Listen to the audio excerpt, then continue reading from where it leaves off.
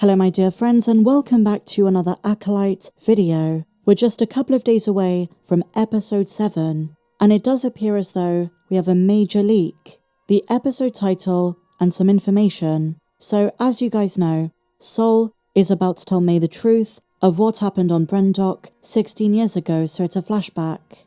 And according to a leak that has emerged, episode 7 is titled Accept Honesty. But it's fascinating, Sol is telling May. The one he really needs to tell is Osha, but she's going to hear it from Qimir. Is it going to be twisted? One theory that is pretty compelling is that the cortosis helmet that Osha is now put on allows her to deepen her connection to May, her twin.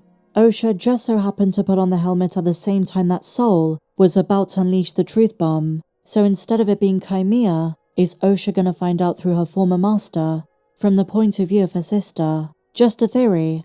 And episode 8, the finale, is titled Doom. So, I know there's going to be a lot of deaths. And something I wondered, is this next episode going to salvage episode 3, the most controversial episode of the entire show, and maybe Star Wars on Disney+? We're about to get more of the Witch Coven, more of Mother Anastasia, more Coral, but is it going to be different? I have a feeling, with the context this episode is going to provide, finally learning the connection between the witches and the Sith, fans are going to enjoy this episode a lot more. Is this episode, which is going to show the truth, going to be a redeeming one, or is it just going to add fuel to the fire?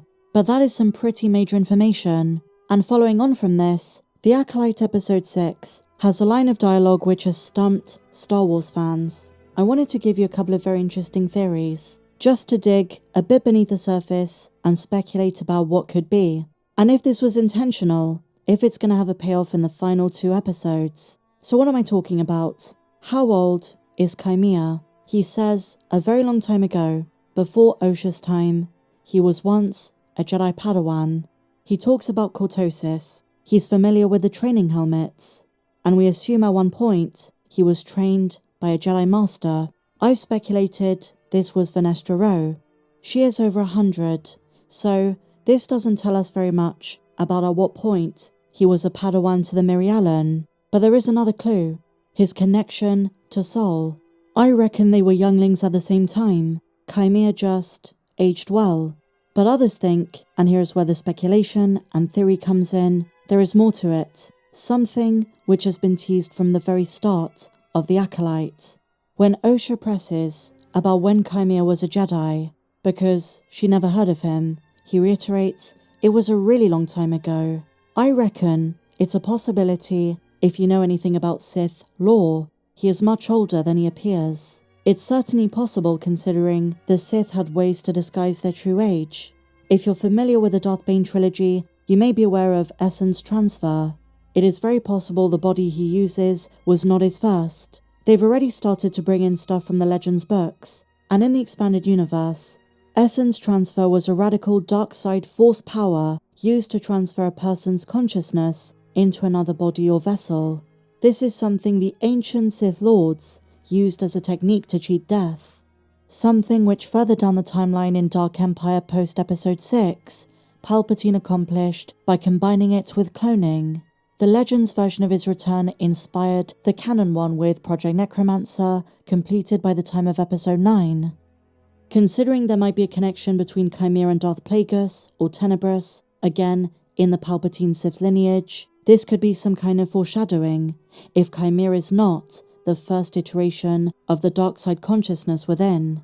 We could be overthinking it, but this is something worth considering. It was a secret in the ancient ways of the Sith, the pathway to eternal life. The principle was based on the fact physical bodies are imperfect, they break down, they weaken, and they fail, but the consciousness, the spirit of the dark side user could be transferred if the technique was mastered.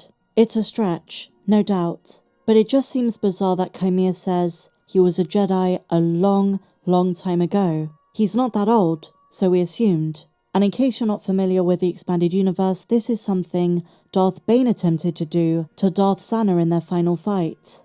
And when you're talking about the time period before the Phantom Menace, you're talking about Sith fascinated with the creation and maintaining of life. immortality, but the Legends version is a bit different, and if Leslye Headland is bringing some of that in, then it could be wilder than you expect. Some of the descriptions, with darkside users like Abeloth and Darth Sion, are literally insane, prolonging their lives using various wild force abilities, whether it's using rage to maintain and fuel your life essence, or drinking from mystical vergences and nexuses of darkside energy, like the Font of Power and the Pool of Knowledge.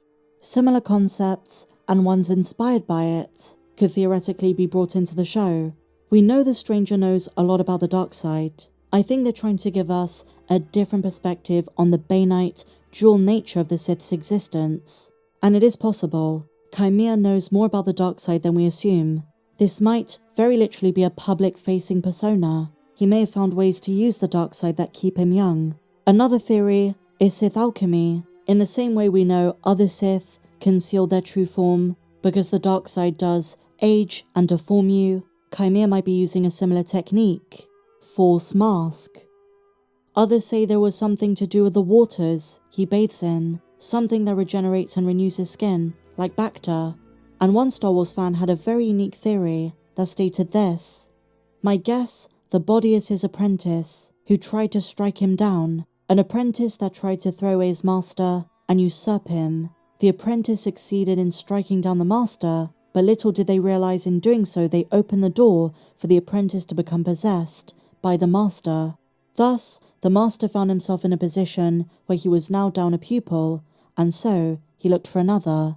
And yet again, others say it's just weird writing, weird dialogue. Osha's line in itself was kind of dumb, says one user. This is considering there are at least 10,000 Jedi Knights. She wasn't gonna know all of their names. I'm gonna predict Occam's razor on this. There is no transferescence, there is no Sith alchemy. It's just the fact Qimir was once a Jedi youngling, a Padawan, alongside Sol. Nothing more. I think with a lot of recent shows we tend to overthink the theories and speculation, but it is fun. It's definitely a possibility. I think some lines in this series are more deliberate than others, and you never know, this might be one of them. You might say it sounds like a dumb theory, but there is so much mystery surrounding Qimir. Was he talking about a Jedi Master? Was it a Sith Master? Who was he once upon a time? Who does he affiliate himself with? All of these questions, and just 2 episodes to go. Osha joined the Jedi Order 16 years before the events of the Acolyte. If there was a fallen Jedi during her time, or just before, she would have at least heard rumours. Some have pointed out the scar on Qimir's back, maybe the Venestra Road connection, is just a red herring. Some have pointed out the 3 lines. One that could indicate a Sith Master, one an apprentice, and the bottom one, an Acolyte. Visual symbolism. There's also the consideration that Sith deal in absolutes, according to Obi-Wan. So if the Sith says he was a Jedi a really long time ago, he could be even older than we think. I wouldn't be too quick to say everything is bad writing, but it feels like if Leslye Headland said she spent hours crafting the script, especially for the Strangers lines, this could be very deliberate.